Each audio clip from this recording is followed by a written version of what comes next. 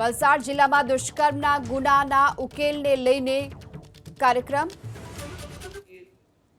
ખૂબ ખૂબ શુભકામનાઓ આપું છું. આજે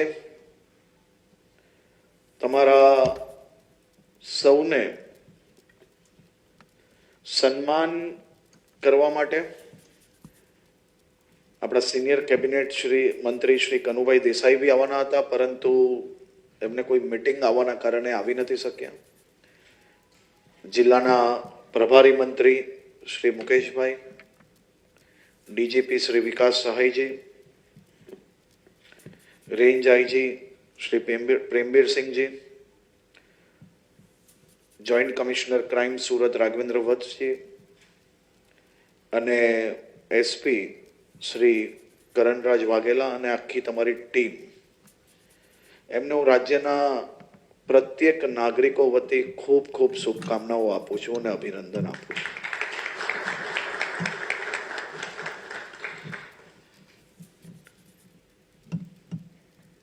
વલસાડ જિલ્લામાં એક નાની દીકરી જોડે દુષ્કર્મ થાય, એની હત્યા થાય. અનેક કલાકો સુધી પરિવારજનોએ માહિતી પોલીસને આપી નહીં.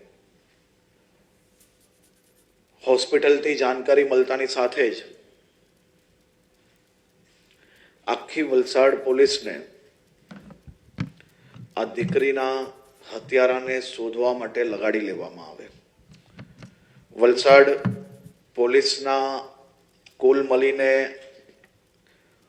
29 અધિકારીઓ, ડીવાયએસપી હોય, પીઆઈ હોય, પીએસઆઈ હોય, વલસાડ પોલીસના 138 બીજા જવાનો, લાજપોર જેલના આપણા 2 સિપાહીઓ, ગુજરાત રેલવે પોલીસ ટીમના પોલીસ જવાનો અને કુલ મળીને 300થી વધારે પોલીસના જવાનો ગુજરાત પોલીસના પહેલા જ દિવસથી આ કેસના ડિટેક્શનમાં જોડાઈ જાય છે. ઘટના તો આપણે સૌએ પ્રેઝન્ટેશનમાં જોઈ. એક સાયકો કિલર જે દેશના ઉત્તરથી દક્ષિણ, પૂરબથી પશ્ચિમ જ્યાં ટ્રેનો જતી હોય એ ટ્રેનમાં ગમે ત્યાં મન ફાવે ત્યાં ટ્રેનમાં બેસીને અલગ અલગ રાજ્યોમાં પ્રવાસ કરતો હોય. મન ફાવે રાજ્યમાં, મન ફાવે શહેરમાં ઉતરે અને નાની મોટી ઘટનાઓને અંજામ આપે. હું જ્યારે ઘટનાઓનો ઇતિહાસ જોઈ રહ્યો હતો ત્યારે હું સૌથી પહેલા તો ચોંકી ગયો. એ ચોંકવાનું કારણ અહીંયા બેઠેલા જર્નલિસ્ટ જે વર્ષોથી ક્રાઇમ રિપોર્ટિંગ જે કરતા હશે એને 100% અંદાજો હશે કે કોઈ વ્યક્તિ આટલા બધા ગુનાઓમાં સામેલ હોય અને એ ગુનાઓમાંથી એને વારંવાર કોર્ટમાંથી જામીનો બી મળી જાય છે. આપણે સૌએ જોયું કે કમસે કમ 7 ગુના હરિયાણા રાજ્યમાં, 3 ગુનાઓ ઉત્તર પ્રદેશમાં, 1 ગુનો ઉત્તરાખંડમાં, 2 રાજસ્થાનમાં. હજી મર્ડરના આંકડા તો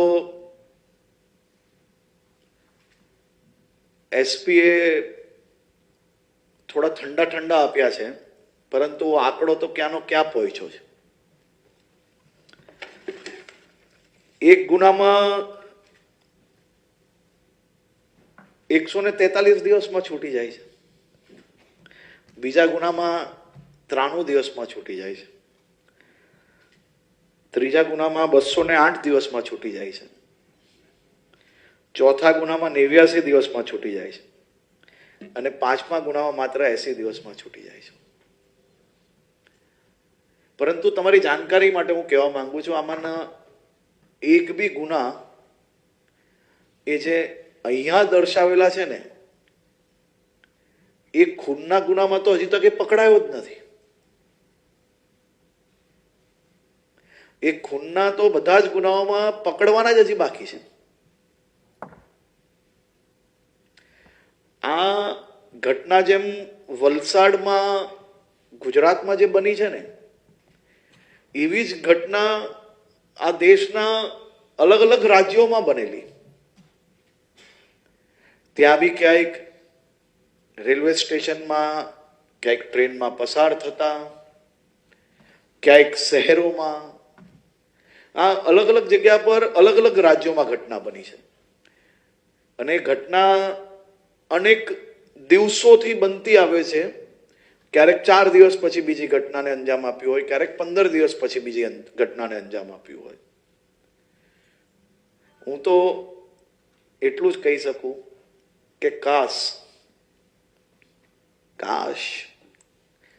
જો આ પહેલી ઘટના બની હતી,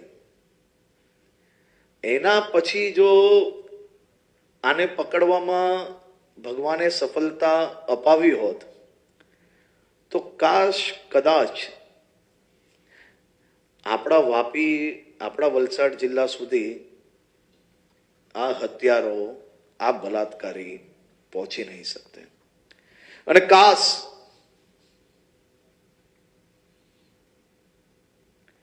આને જેલમાંથી હેબ્યુચ્યુઅલ ગુનેગાર તરીકે જો એનું હિસ્ટ્રી જોવામાં ગંભીરતાથી આવી હોત,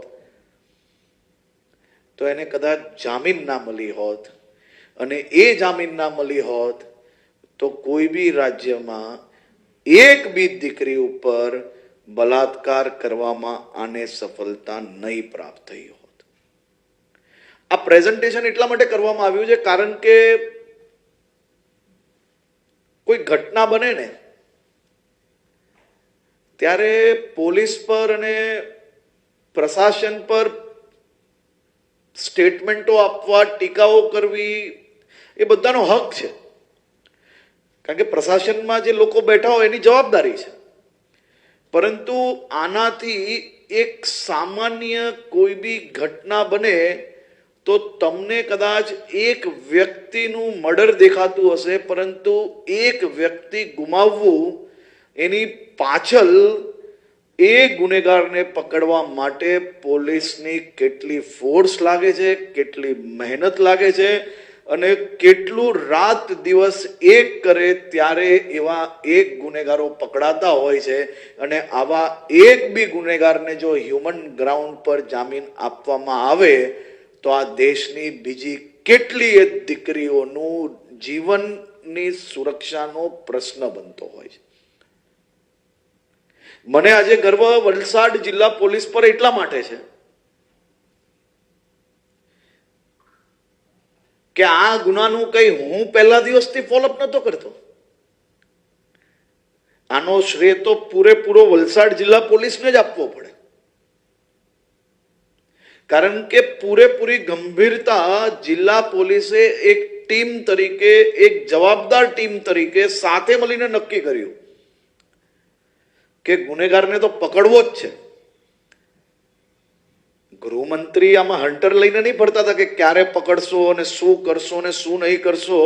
એની પહેલા જિલ્લા પોલીસની અને રેન્જની એ ગંભીરતા હતી, તે માટે પહેલા દિવસે આટલી મોટી ટીમ બની અને ગંભીરતાપૂર્વક આની કામગીરી આગળ વધારવામાં આવી.